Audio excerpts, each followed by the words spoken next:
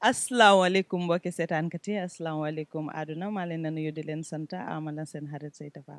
di leen dalal fii rek si CNG Citizen Network Gambia di leen wax ne CNG na ko seetaanee yomb na di nga like sun Facebook page bi follow ñu on YouTube ba pare like ak follow li nga xam ne mooy sun TikTok account bi di leen fàttali rek CNG mu ngi fii Gambia nekk télé bi nga xam ne mooy télé askan bi comme nu ma leen ko waxee rek is Citizen Network Gambia télé bi nga xam ne askan baa leen fi tax a jóg ba tax na lépp li nga xam ne askan bi bugga nañ ko dinañ leen ko indil incha allah di leen fàttali ne rek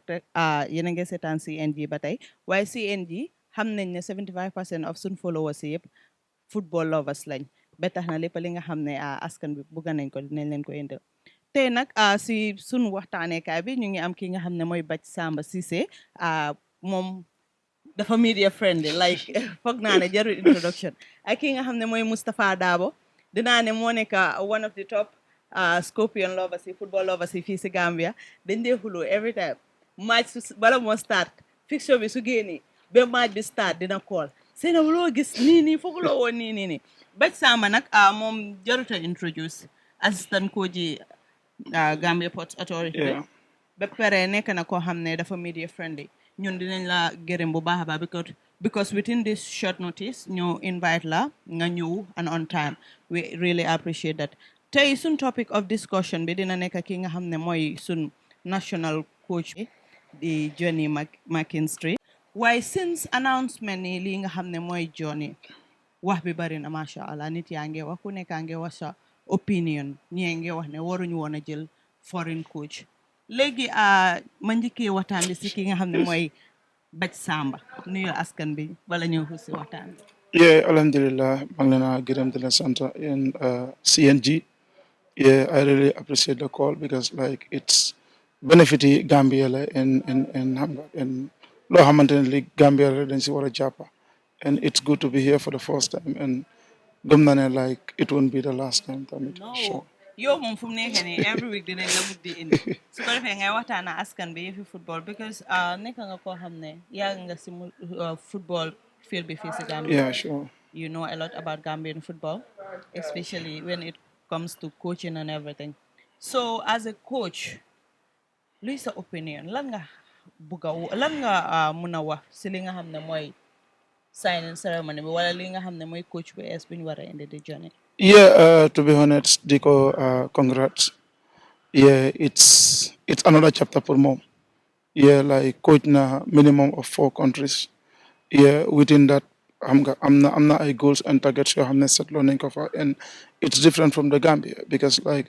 Bugay won a publicity onto the league, to the internet, like signing the coach. We've seen a bit of the TOR and the tax like taxing kojo. Exactly. Taxi Monica like for qualify the Gambia in the 2025 like AFCON. It's something long come Gambia you don't mean already going to the AFCON.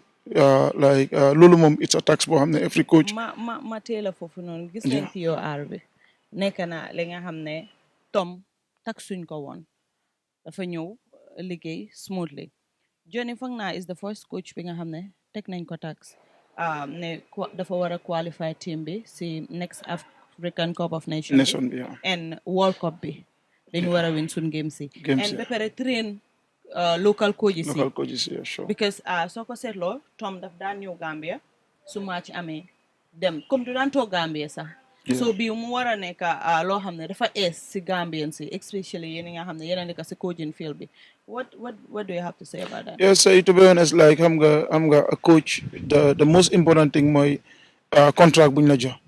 like many Gambians man suma booba at first dama daan blame Tom xam nga lan moo tax Tom du toog Gambia because man I've been in Cameroon in the first AFCON then from there buñ toogee bu ñëw ñib si then si airport bi bu ñëw check in then moom Air France la check in so man I was with Musa then Sirako la ma ne ko ko fu ma dem mu ne ma ko dafa ñibbi fan mu ne ma Belgium ma ne ko how is that possible like ñu ngi jógee play AFCON and ñu ñëpp dañ war a ñib si Gambia and he is the head ak yu mën a bàcc man loolu taxaw ma ko waaye all that I know he is going back to Belgium so mu nekk loo xamante ne like jox na ma a tough time waaye si la toog di xalaat like what's the reason what's the motive behind this then I came to realize that ne xam nga it's depend on the contract that has been given to Tom first contract buñ ko jox like accommodation mu ngi fa and the second contract amut accommodation. So say like it's ñun as Gambians waruñ ko blame in a sense ne like toogut fii si dëkk bi man su ma joxee man su ma nekkee a foreign coach ma ñëw in the country nga jox ma contract boo xamante ne like amut accommodation. Do you want me to spend my money in the Gambia? I won't. So dafa des si contract buñ ko the second contract amut accommodation.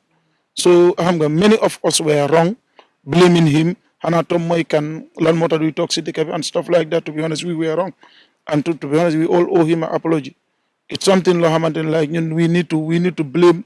the individual that handed him the contract. Amut accommodation. The first one amna, or the second one amut. The individual or the federation? Yeah, the federation alongside with the ministry. Yeah, that's right. Okay, madalal ki nga xam ne mooy Mustapha Dabo nekk top Scorpion fan noonu laa ko ooyee nekk na koo xam ne tey moom dafa kontaan sax anyways waaye nekk na koo xam ne dafa yaaga follow Gambian football ligue bi sax man soo gisee ma ko di follow yàlla moom understand nga so daf dee seetaani football fu nekk it's a pleasure pour ma am la fii si suma platform bi for the first time Mustapha Dabo as a Gambian football lover koo xam ne every time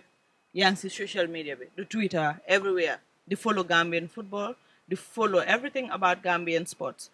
loo am pour wax si li nga xam ne mooy suñ newly appointed coach bi what do you feel about it what do you have to say lu war la wala lu nekkul lu war first of all maa ngi nuyu ñëpp ñuy seetaan programme bi nii ak di sant di gërëm waa CNG ak di la sant di la gërëm gis naa seen taxawaay si liggéey bi noonu naa jàppale Gambian football pour mu mën a dem si kanam even though ñeneen ñi ñu ngi ko gisee as criticize but lu war a am la tamit because nit sooy uti il faut nga am ñu la criticize am na ñu la wax lii so su nekkee ñëpp ànd na ñàkk yow du baax lu nekkul lu baax nga nekk so ñii suñu waxee li ñii suñu waxee li yow yaa war a xoolaat sa booba ndax looy def baax na wala baaxut waaw si mbiri coach bi waaw coach bi at first man kontaanuma si woon waaw buñ ko appointé waaw bu ma gisee ma dem Google ma check Wikipedia mi ma xam ne ok kii xam ne a lot about African football daanaka time am bi Africa la def si African football bi la def foog naa once xaw ma twice la dem Bangladesh mu dem si benn team fa def na ko 2 years I don't know something like that waaye lu des yëpp ci Africa bi la ko def na at least 3 teams xaw ma Sierra Leone Rwanda Uganda coach na ñooñu te ñooñu at least yóbbu na leen feena foo xam ne gars musuñ fa aaga so man am naa kontante because am naa yaakaar ne even though Tom dafa set bar bi a little bit higher for any coach pour achieve ba pare tamit su nekkee coach bu ndaw la du mun a achieve loolu so kii lu mu def am naa yaakaar ne like mun naa achieve wala lu ëpp sax Tom lu mu achieve. Tom ak wax bi lu moo bari ñëpp dinañ ko nangul dara. moo ñu yóbbu African Cup of Nations. twice back to back. loolu mu nekk li nga xam ne mosut a am. ba pare first time bi mu yóbbu ñu ba côté final. so mu nekk li nga xam ne Gambian si ñun namoon nañ yuuxu dem dajaloo li nga xam ne mooy Westfield di celebrate. loolu gëj naa am depuis jamono ay under 17 under 20 understand gëj naa am namoon nañ loolu su sun national team bi Tom indul ñu loolu noonu léegi ñu war a am koo xam ne because buñ ko doon buñ annoncé ne moom mooy ñëw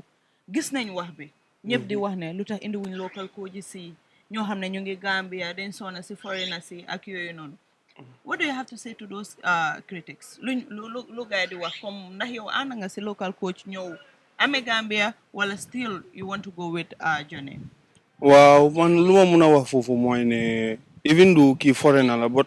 xam naa ne nit nationality am taxut mu mun football mu xam football mu mun a yóbbu team because ñu suñ Thomson Fed moo ñu yóbbu foo xam musuñ fa aaga ku gën a jege loolu mooy Paul Put moo dem ba qualifiers after si because of technicalities moo tax jàlluñ so mu nekk foreign coach mu ngi ñoo defal but even though stars baala ma dog la foofu soo gisee ma reframe suma question bi soo gisee most of them di wax ne they prefer Gambian than foreign coach compared to the neighboring countries Senegal seen doomi réew moo leen jëlloo African Cup of Nations ñi nga xam ne mooy Algeria seen doomi réew last Ivory AFCON bi Coast. gars yi Ivory Coast. waaw gars yi Ivory Coast yi ñooñu tamit seen doomi réew moo leen jëlal African Cup of Nation bi so foog naa Gambians yi foofu lañ ko teg foofu loolu lañ nekk di compare ak ñun because soo gisee international coaches yi wala ngeen ne foreigners yi ñooñu looy spend si gars yi ak looy spend si local coaches yi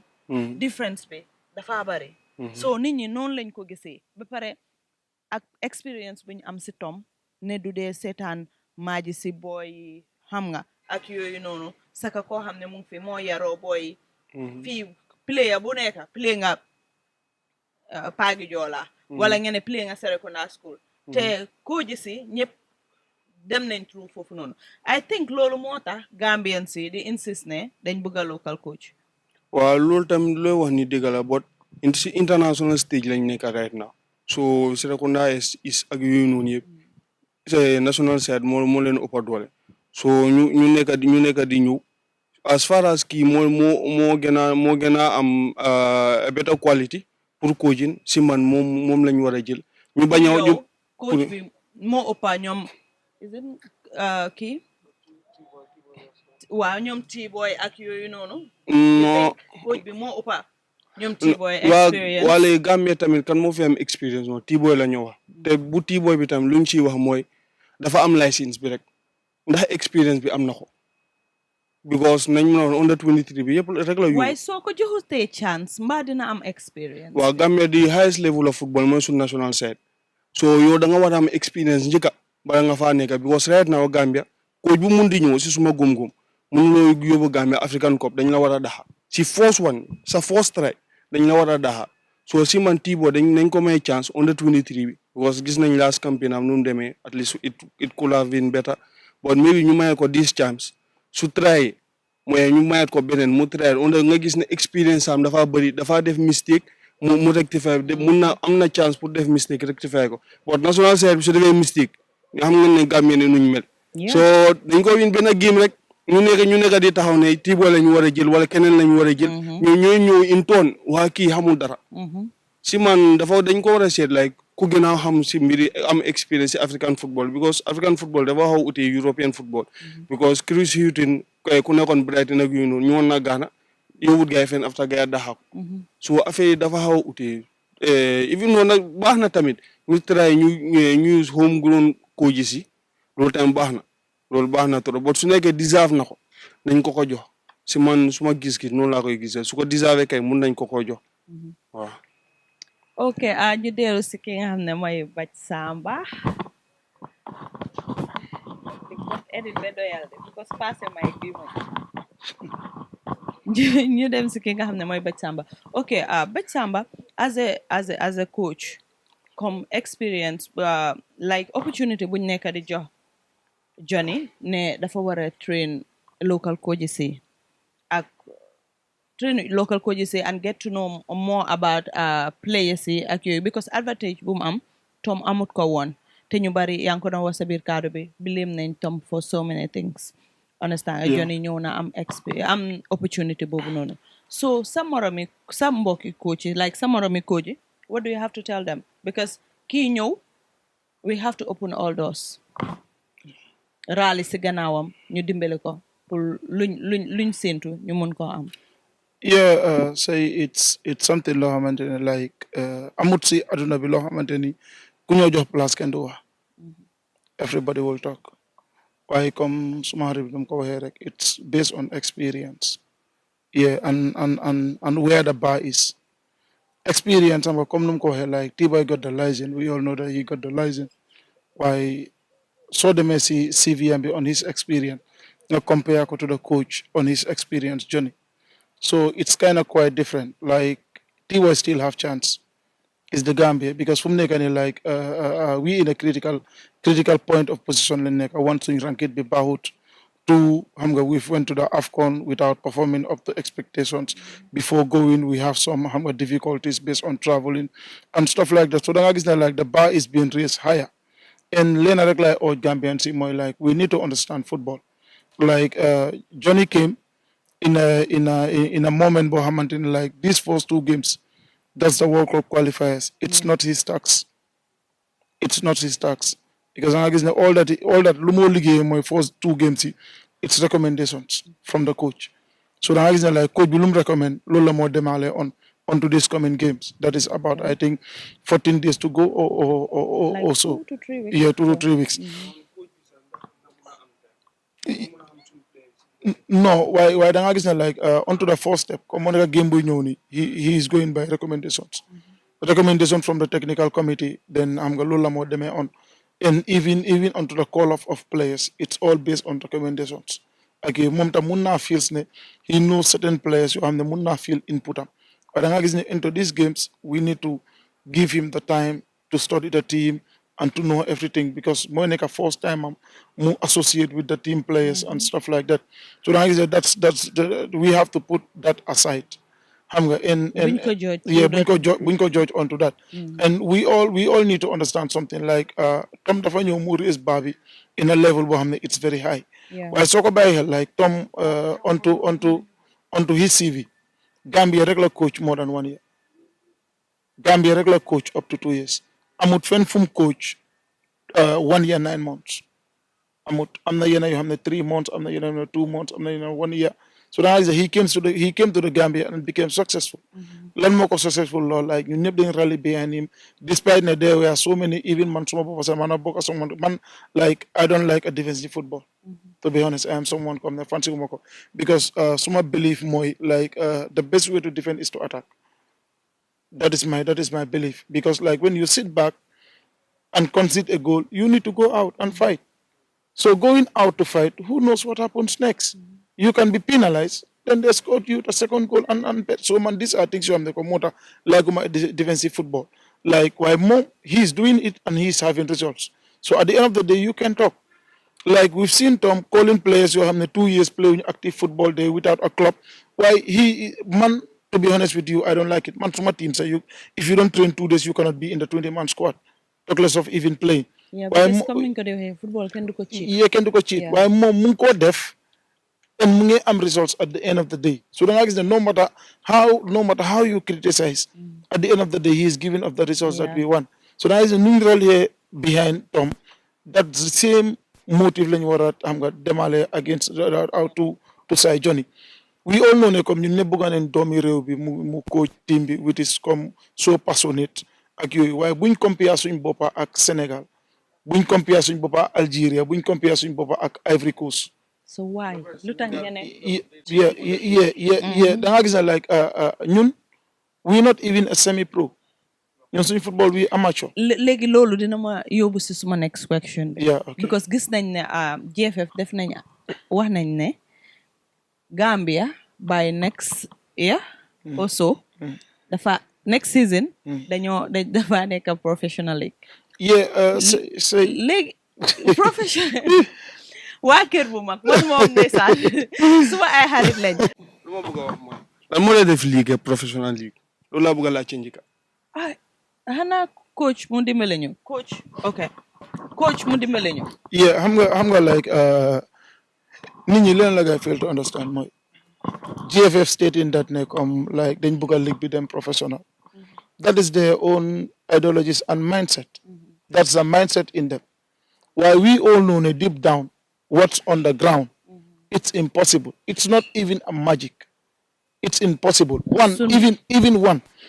if GFF is ready, the teams are not ready. Let's call it a spade a spade. Teams are not ready. Like so this is a structure of teams. Young teams you them professional league. Apart from I'm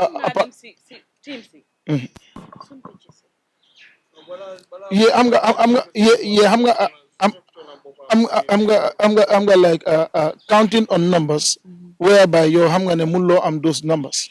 Man suma booba like suma toogee onto some certain dama dee toog di xalaat comme how is this possible for someone in the Gambia to think of that even in the next 2 or 3 or 4 seasons to come. Yeah, it cannot be. It cannot be. Let's call it a spade a spade. Even if the federation are ready, teams are not ready. Like the structure of teams. We've seen like most of our teams are not even paying their staffs. Exactly. And when we go into a pro league, you expect a minimum of 10K onto players' wages. Yeah. Minimum of 10K. yan team ko mun a génn ban team am the structure pour mu mun a comme suñu waxee ne ok dañoo dem into a pro league then team bi mun naa chip in apart from Hawks Real de Banjul ak Gambinos those are the three teams nga mun a wax ne comme let's say ok and Brikama United at least am nañ it's a community team and they have a park Hawks have a lii naka trop sax am nañ seen park yi bopp Real de Banjul the same thing Gambinos the same thing and we team de man Oustaz yaa ngi laal kër bu mag de yeah man like dama feel GFF man dama feels ne man dama feels ne they rushing into things like xam nga like we should not rush into things counting stats at once to be honest ñoom seen boppa they're not even 20% ready for that talk less of calling a pro league xam nga it's the hard fact like let's not rush things lu gën a important moo nekk let's structure and implement so structureize everything then you implement ko then from there we can regularize teams yeah that's right so you regularize the system then from there we can jump into semi-pro like ñun fii suñ league bi like for the past 15 to 16 season Sénégal fu ñu nekkoon for the past 30 seasons sax ñun egguñ foofu noonu so da nga gis it's very difficult like ñu bari ñu ngi génn di wax and it's not possible to be honest it's impossible for Gambia to go to for Gambia mun a play a pro league I'm a coach even we coaches we are not ready like going to the first division I'm not taking mention I'm not Demba I was in a space to Twitter space I'm not going to like the only coach with a B license in the first division is the coach of Real de Banjul. He's the only coach that got the B license in the first division. After mom, like there is none. All of them are C, just like me. Man, I got C. Why I'm the assistant coach of a team. So that isn't like the bar where it is. To be honest with you, we need to regularize things. It's not possible for the next 5 seasons. It might be possible for the next 5 seasons. You regularize everything. Next 5. Yeah, you know, like moving them pro league straight away. We need to regularize. Then to regularize everything, then you implement. So you implement it, then so work it. Then from there, I'm gonna jump into that. Why without that, to be honest, it's not possible. Yeah. Belegi added and reminder, you're watching CNG, the Citizen Network Gambia. Topic of discussion between Monica about Johnny Monica new coach bi nga xam ne ñu ngi ko war a sign early next week inshallah ba pare di leen fàttali rek partners are invited sponsors are also invited noo ñoo seetaane yomb na di nga like sun Facebook page bi nga join ñu on YouTube like subscribe nga click notification bell bi ba tax na luñ dugal rek di nga ko gis di leen fàttali ku Johnny is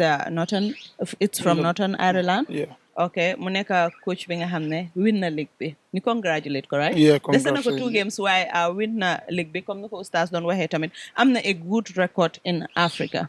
because team yum coach yëpp am na fa good records so yaakaar am na bu baax a baax ma delluwaat si oustaz ci si Gambia yow league bi fu nekk nga dem dang dee seetaan gaay dang dee dem Banjul man demaguma Banjul anyways dama dem naka la place bi tudda Basuri fu am pool bi goal project man dama dem goal project man goal project dafa am pool am na pool Spiro Jara déedéet dañ ko gas rek war pool la gu fa loolu gas la di okay amoon na lañ fa def di amoon na ndox sax ndox ba lifin rek gaay génne ko dem na Bakaw keroog suma boss moo ma yóbbu Bakaw ma dem Bakaw doo dee am foo dee toog keroog bu ma demee naka la waat sax goal project si moto bi laa doon seetaanee match mu nekk fan yu Gambia tànga bu metti boobu si moto bi laa dugal di seetaan football suma boss moto bi foofu laa toog di seetaan football léegi comme nu ko coach waxee Gambia ñu ne dañ ko yóbbu professional league ak pitches yoo gis coach mu ne du possible mënut a possible for the next 5 seasons sax boobu sax dañ nekk lis kalas ndax waaye mënut a possible loo gis ak loo am pour wax waaw man GFF balaa ngaa di wax ñoo dem professional league dañu war a toog wax Gambia ni professional league lu miin njëkka because li gaa ñoo wax nit ñi ne professional league la ñoo dem waaye suñu waxee in detail professional league nak lan la entail mais ñoom si gars seen bopp after dañ ñoo xalaataan ndax nañ génn pour wax nit yi next season professional league la wala du professional league because in the first place GFF gars seen bopp gars structure wuñ noonu because lu gars yi nekk di joxe yëpp amuñ njëriñ fii lii benn baaxut fii lii sax xaw naa tane because booy dañ fa dee mun a play but seetal comme player si nii comme léegi player du am contract player yu am contract benn la man suma booy ñu bari ñu ngi play ay team ñeneen ñi am nañ contract ñeneen ñi ñu ngi play rek nga jox la pass rek duñ dee am contract sax ak the particular team bu gaay di playal player yu fi am contract bariwut team yu mun a taxaw ne ok dama day joxe suma issue contract bariwut si ko yéen seet bi sax am na ñeneen duñ leen di jox contract word of mouth la rek am nga Gambia rek loolu moo tax loolu kii lu mu wax nii kon lu ñu dese dafa bëri ñun suñu bopp understand uñ football nu mu war a nekk nu mu war a demee in the first place so ñun ji tamit the same thing because ñoom soo seetee at least ñoom ku nekk suñu si GFF place bi ku nekk lay fa am daf day change but léegi ñoom liggéey bu ngay nekk di def change ñut ba léegi daal yow loo gis ba léegi fu yëpp nekkoon ba léegi foofu la nekk imagine man ma ñëw liggéey place man suma life mu ngi change waaye liggéey bi nekkul di change kon loolu la moo wone so they are lacking behind a lot si lu nekk boo di wax ne comme professional league lañ war a live loolu is just comme dañu bëgg I think si man dañ bëgg a dox gaay suñu may nii rek. Oustaz, why talking of GFF fooguloo soo laalee GFF di nga laal ministry bi because ministry is the head of everything, it's the head of sports and everything, ministry of sports. So bala ngaa dem GFF fooguloo si ministry bi la war a starté as a fan, your personal opinion. waaw man ministry bi nag ministry of sport moom musuma jàppee ne ministry la nag saxaaruma ministre bi because man understand ma comme Gambia mu ngi war a play few weeks stadium bi ñu play benn home game nga bàyyi sa liggéey bi ngay dem political campaign nga bàyyi liggéey boobu noonu after si nga ñëw luus suñu stadium bi léegi parewut suñu stadium bi nag keroog demoon nañ fa de suma boy bi moo fa dem keroog dem nañ fa toogu rek a fa nekk ak lan waaye gay promise nañ ne dina pare but it's been almost a year ba dañu wax ne comme like balaa suñu game bi noonu suñu last game bi gars yi wax ne comme few days moo si desoon pour mu pare so few days yooyu tontu na how many months I think ba léegi ni ba tey gars yi dañ war a génn waxaa askan bi tamit non gars yi waru ñëw waxaa askan dañu war a liggéey si man suma gis-gis gars yi dañu war a liggéey because meekut seen di liggéey daal loolu nga gis man su gars yi di liggéey ma gis ma impact bi because park yi ba léegi mu ngi gën a bon Banjul moom man léegi suma booy suñu amee match du ma fa de because of field bi baaxut field bi ku fa police sa ankul bi dina am problème waaw loolu tam maa ngi ko dégg because gis naa lii bi owner of BST Babka Stifter wala mu ngi post about loolu noonu di wax ne field bi especially bu Banjul bi dafa yaaxu comme you cannot imagine a footballer bi nga xam ne mu ngi bugg a dem professional footballer bi nga xam ne mu ngi bugg a ëllëg mu def football as a career muy play foofu noonu like daf dee yaaxa carrière footballer waaw léegi ñu bari nuñ ko dee waxee daf dee yaaxa carrière footballer yi yëpp Steve sax xam na because moom yàgg naa play waaye GFF xanaa ñoom ngay xamuñ loolu man loolu rek a ma jaaxal xanaa xamuñ ne picc yi baaxut léegi yow waxtaana la GFF directeur dañu dee seetaan ñun rek la ñuy topp CNG rek lañ dee seetaan luñ dugal ñu seetaan léegi waxala gars yi directly waaw maa ngi leen a sant di gërëm loolu foog ma dinaa leen war a gërëm because seen liggéey bi dafa des digga seen liggéey bi dafa des torop billahi man fan la man dama dee seetaan nawetaan dama dee seetaan qualifier second division dama ko dee seetaan third division dama ko dee seetaan fourth division dama ko dee seetaan soo léegi yéen at least seen life bi tane na waa players yi ñu bëgg a gaay seen life yi change nag loolu ba kañ léegi soo leen change league bi léegi nit yi naka la ñoo demee soo leen change noo leen di liggéey léegi Gambia football naka la moo demee te mbiri lu ñu wax ne Gambia nit yi yaa ngi wax ne Gambia coach lañ bëgg waa Gambia football ñu ko nekk a téye Gambia ñu ko nekk a di téye fédération ñu fa nekk Chinese nekkut fa ñàkk nekkut fa ñëpp Gambien lañ soo léegi foreigner su nekkee foreigner tom pléwut benn home ngi mu jaalal looñu ak lu gaay def booy yëpp yow gisoon nga vidéo booy buñ demoon fali si plane ñoom amoon ko nuñ doon ñaaxee nu gaay doon ñaaxee maa ñëwee GFF ba léegi ak loolu yëpp ak GFF ak earthquake bi booy di jooy si hôtel bi ak loolu yëpp booy ñu ko muñ di ko tere la gay fanaan booy billahi Omar Koli ak booy billahi ñu ngi leen a sant di gërëm billahi yéen ñun amuñ seen fay yéen ngee pleel Gambia yow yéen ngee pleel pour Gambia waa xam nañ ne njiit yi yéen doo leen mun a wax yeneen wax yi bon njiit yi ñu la naa ñaan fii sabilillah rek ngir yàlla rek jàppale leen football yi nu moo demee kanam because football yi soo leen ko jàppee ni ñoom Omar Koli ñii di play at least soo leen yokkalee gay tuuti mun nañoo dem World Cup te man World Cup bii ni qualifiers bii ni man am naa yaakaar Gambia mun naa jàll Oustaz yow moom always nag non xam nga lu tax si nga groupe pool bu ñu nekk Ivory Coast rek ñu fa mun ñun ñoo mun Kenya non in paper moo ñu mun waaw Burundi ñu ñoo mun bu even though dañu winde ba Burundi ñoo leen mun Seychelles ñu ñoo leen mun Kenya ñun ñoo mun ngay beneen team xama ñàlla ñu ñoo mun ñooñu maa ngi fàttali ko sun match de Burundi ok imagine loolu léegi GFF ngeen pousse tuuti rek booy pousse tuuti rek defal ñu fixture bu xaw a correct tuuti rek billahi ngeen defal ñu suñ stadium bi naka ma nag fans club yi Skopje ñuy jàppale ñooñu ak Smiling Coast bi ngeen soo leen jàppale ñooñu nga mais yéen seen liggéey bëriwut ba pare ñi lu gën a neex ga seen liggéey nekkul ne lu gars yi di liggéey seen poste lam day jógee waaw FIFA si FIFA la day jógee soo su nekkoon sa poste la doo jógee sax nga xam ne waaw maa ngi war a génnee dépense te nu ma ko mën a génnee bàyyi ma lifin fi nii ba loolu yëpp amut soo xaalis boo leen dee spend foofu yëpp Moustapha Dabo non man xam naa ne man dam dee support football rek man daa bëgg Gambian football dem si kanam man loolu rek laa bëgg dëgg nag because su ma la waxee man di bi suñu time xale ñu ngi seetaan Gambian football man suma papa bu ndaw dafa ma daan tii mu yóbbu ñu stadium ñu seetaan Gambia ayu bu mu na seetaan score Gambia ni under 20 seetaanoon naa ko si stadium non ñun dañ xaw a teel a seetaan football rek ba GFF suñu jàppale billahi football dafa gën a dem waaw GFF suñu traité ba pare booyi tamit ñoom i neen dañ xaw a doylu ba pare comme ay ñoom ndaa ak yeneen mag yi waaw yeneen yi bu leen si noppi daal soo leen si waxee déedéet waaye boobu noonu ñooñu comme ñoom ndaa ak ñoom Ibrahima Soxna ñi nga xam ne ñu ngi doon play si squad bi first AFCON bi ñoo àndaa booy yi ñu dem second bi ñëwuñ ndaa moom invite nañ ko sax waaye nekkut Gambie ñoo ko yóbbu CAF ñoo ko invite so loolu noonu foog naa ne fédération bi tam war nañoo seetlu loolu bu baax jël ñi nga xam ne ñoo nekkoon magi booy yi nekkoon si gannaaw jël leen boole leen si next technical team bu ñoo set waaw nangu naa loolu waaye gis nga El Hadj Diouf time boobu noonu balaa moo join technical side yi Sénégal bi mbiri football yi Sénégal daf si doon over criticize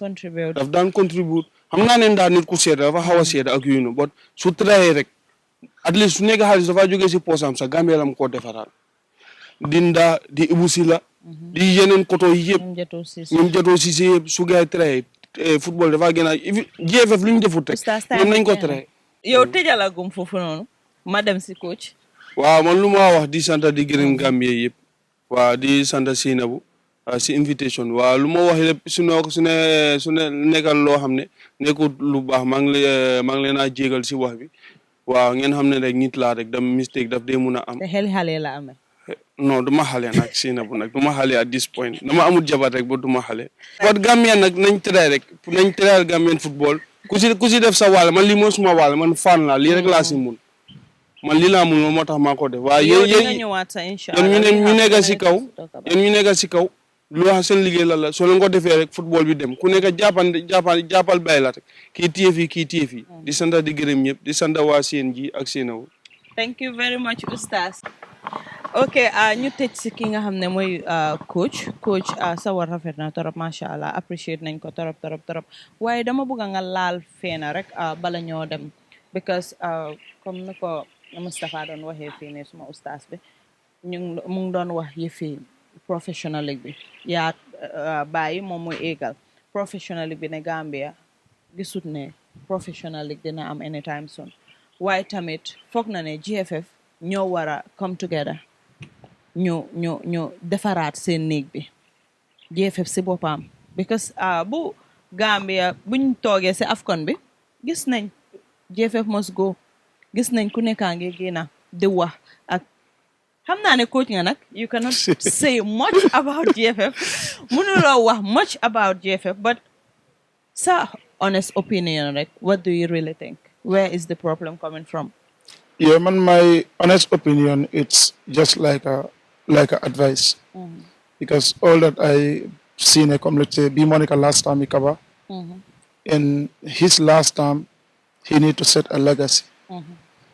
That's the most important thing. Like, num ko mundi defee, let him set a legacy. Boo xamante ne like dina ko dimbale moom dimbale in a sense ne like am na ay doomam yi like ida góor oo jigéen mun naa dem sëy ji keneen ki taka jabar mun naa am ay seet because like Gambia dañ gom benn trend boo xamante ne dañ dee toll si yenn seeking for yenn position si yoo xamante ne like all that they say it's xam nga like lan la fi papam defoon wala lan la fi def. Let me just give you an example of like I'm going off the topic but like example of Rohey Malick Lowe. Yeah. Lan moo ko win la first time am bi it's because of papam lu mu def biir Banjul. So now is the Kappa, this is his last time, to be honest, like he need to set a legacy. And I'm meeting at up, like Lego Legi, like so gives some certain things, even on the page of Banjul. So what gives it onto the internet, man, like no matter what na la muna nahari, because so gives you wah nyip, dafla nahari. Sure. Amut ken kum ne. So ne kom okay, dafa ne niti, they won't talk. They won't talk, to be honest. Like in internet, we've been shared with the rest of the world. So sometimes it's a shame. It's really a shame. Ñun Banjul lañ dee training. Banjul moo nekk suñu home game.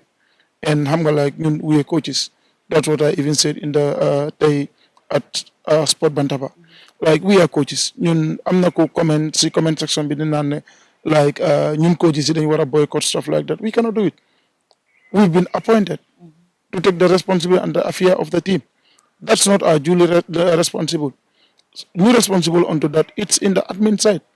They're the one to communicate with GFF onto the pitch. Like su nekkee ne comme ñëpp lu ñoo wax, let them call out onto the team presidents. Let them set a petition. Petition boo xam ne dañoo lii naka trop dañoo close Banjul KG5 waaye ñun we coaches we cannot do that. So it's kind of crazy. Like let them focus more onto dimbale ndaw ñi and there were times yoo xam ne soo leen waxee all that they say is ñoom sax liggéey paak nekku seen warugal onto that waaye da ngaa gis ne like gaa dañ dem uti ji funds just to xam nga comme pour rénover parks yi and those funds are xam nga public funds and those funds need to be put into a very good use waaye da ngaa gis ne comme like general public bi lu ñu gis rek mooy like those funds are not being put into very good use because Banjul KG5 ñaata years la am. Everybody is yearning and complaining about Banjul KG5. The Banjul KG5 buñ ko teg the same like I take at ñoo Birkama. And there's no complaint at Birkama. So why always at Banjul? Because of the liggéey bu fa am quality of the turf, it's not good. So that is like the general public luñ nekk di gis loolu lañ nekk di joy. But as in the Gambia, it's so sad. Like when you complain about some certain things, they see you, they turn you onto something. Like gis nga like ku bugut dëkkam du wax si dëkk bi ñëpp a ngi complain at Banjul KG5. Like ma jox la example like most of the injuries one can gain from there it's knee injury. That's knee ligament. Senable like knee ligament injury, the surgery it's at Senegal. Surgery break it's $99,000. When you want to recover fully in 6 months' time, you need minimum of $150,000 because 130 mun ko spend onto your linaka turata. Surgery is 99,000, 30,000 before physiotherapy because every week is $1,000. So the it's huge. The other 20,000 you can spend it on traveling, medication and stuff like that and stuff like that. So the like the first year and it's huge. There are so many players who have the ban in football te lol mo len dal. Yeah. And Lucy they get a meeting so we say nobody the joy on the GFF because most of the teams send players who ganyo they don't take responsibility fully responsible of the player. Lego so over here on the GFF more you talk to teams. Man so man the player like okay yo nga ganyo and I do not take responsibility. So that they meet. So the guys like you neka onto our football needs to step up. More than like going to a professional league next season is impossible. Even so neka magic la sa lose la sa comme ñu lose munuñ ko lose. It's impossible. We can go there. Okay, fu mu nekk nii time bi jeex na tak tak tak tak tàggatoo nga sax waaye tàggatoo. Yeah, di leen jaajëfal di leen wane like all that we said here, it's based on lu ñëw onto our heads. It's questions yoo xamante ne it was not been xam nga given, it's just a discussion dafa mel ni just a panel of bantaba ak yooyu noonu. So lu gën a important mooy dégloo leen ñu xel bu la ñu dégloo xool and bu leen ko jëlee so personal. It's Gambia and football Gambia moo ñu ñor kenn toogu fi pour leneen but for the betterment of the football. And di ñaax askan bi ñu try by all means di seetaan CNG and di leen follow both on YouTube and Facebook di leen jaajëfale beneen yoon. Okay, thank you very much, Albert Samba Sise ak Mustapha Dabo. It was nice having you guys on board. Ba pare di leen jaajëfal rek di leen wax ne ñu ngi leen a jégalu si su nekkee wax nañ fi lépp li nga xam ne tooñ na leen wala gisee ngeen ko leneen comme nu mu ko waxee it's just a panel of discussion ku nekk sa xalaat rek nga wax ba tax na we are not enemies to anybody. GFF ñun ñoo leen fi teg at the end of the day, so we are not enemies to the ministry, we are not enemies to GFF. Football lum laaj loolu la ñoo joxe ba tax na football dafa nekk li nga xam ne soo ko buggee rek soona ba tax na looloo ñu sona suñ xol yaa ñu tooñ ba tax na Gambia lañ bugga ba di leen jox dig daje rek ba beneen yoon incha allah si seen favorite programme bi nga xam ne moo nekk di football hour fii si CNG di ànd see seen xarit seen doomu ndey face of CNG, face of Gambian football lay wax sa di leen jox dig daje rek ba next time. waaye bu leen faale follow leen ñu on Facebook, follow ñu on Twitter, follow ñu ak li nga xam ne on YouTube, subscribe leen, click leen notification bell bi ba pare we are open to partnership ak li nga xam ne mooy sponsorship. Di leen jox dig daje rek ba next time incha allah. Bye bye.